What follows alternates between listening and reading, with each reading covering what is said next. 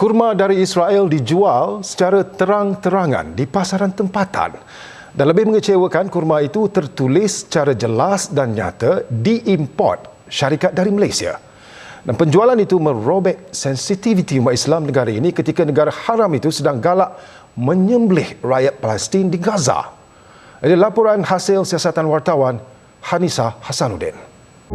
Menjelang Ramadan, seperti kelaziman, orang ramai akan mula mencari buah kurma sebagai pelengkap bulan suci, termasuk saya. Kekangan masa dan kebolehgantungan kepada servis penghantaran membuatkan saya memilih untuk membeli kurma secara atas talian. Namun carian di platform e-dagang amat mengejutkan apabila saya terjumpa kurma dari Israel dijual di Malaysia secara terang-terangan. Lebih memeranjatkan, kurma itu diimport syarikat sendirian berhad di Malaysia.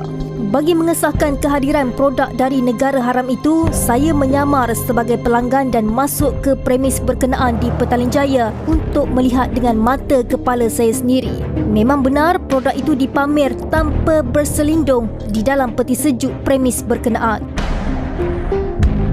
Di atas tangan saya secara jelas tertulis bungkusan itu mempromosikan produk of Israel. Lebih membimbangkan, turut tercetak kurma negara haram itu diimport dan diedarkan syarikat dari Malaysia, Matahari Sendirian Berhad. Bagi mengelak dari disedari pemilik, saya segera meninggalkan premis berkenaan.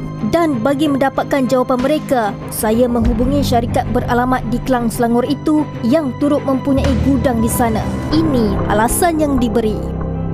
Actually, it's not directly from country to itself lah. Actually, it's from our kita punya supplier, but they want also I kena check dengan related department because this one I'm not sure. Matahari Sendirian Berhad. But it's not directly. But memang Malaysia ni tak boleh there is no import export directly to Israel lah. Saya masih menunggu maklumat lanjut berhubung pembekal yang disebut. Namun syarikat Matahari Sendirian Berhad masih belum memberi sebarang jawapan. Apa pun alasan yang diberi, mempromosi dan membantu ekonomi negara haram itu melalui penjualan produknya di negara ini tetap mencalar sensitiviti umat Islam. Ia juga menimbulkan tanda tanya bagaimana produk itu dapat menembusi pasaran negara.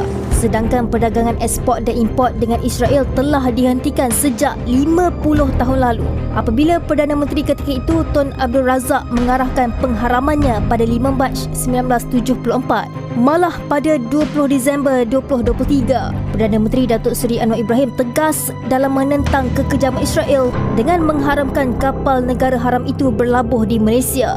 Menjual dan mempromosi produk dari Israel ini juga dilihat tidak selari dengan titah yang di-Pertuan Agong Sultan Ibrahim bulan lalu yang mahukan Malaysia lebih vokal menyuarakan pendirian dalam isu Palestin. Sehingga kini lebih 30,000 rakyat Palestin di Gaza telah menjadi korban kerakusan Israel dan kita masih berjual beli dengan negara itu.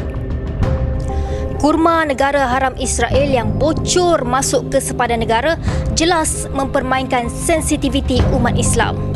Usaha jihad ekonomi dalam memboikot segala macam jenis perdagangan dengan negara Zionis kini diperlekehkan dengan kewujudan produk ini. Komitmen kepimpinan negara jelas, tetapi bagaimana kurma Israel ini boleh diimport masuk ke dalam negara? Adakah wujud ketirisan berkaitan agensi-agensi di bawah? Jabatan Pertanian DOA, Kastam? Mereka perlu jawab. Hanisa Hasanuddin, Berita Al Hijrah.